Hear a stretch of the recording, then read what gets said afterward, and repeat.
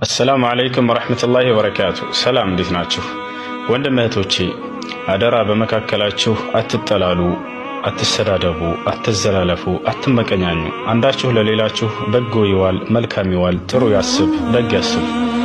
ነቢያችን መሐመድ ሰለላሁ ዐለይሂ ወሰለም ሐዲስ ላይ እንዲህ ብለዋል፣ لا تحاسدوا ولا تباغضوا ولا تقاطعوا ولا تدابروا። አትመቀኛኙ፣ አትጠላሉ፣ አትቆራረጡ፣ ጀርባ አትሰጣጡ፣ አትኮራረፉ አሉ። ወኩኑ ዒባደላሂ ኢኽዋናን ከማ አመረኩሙላህ።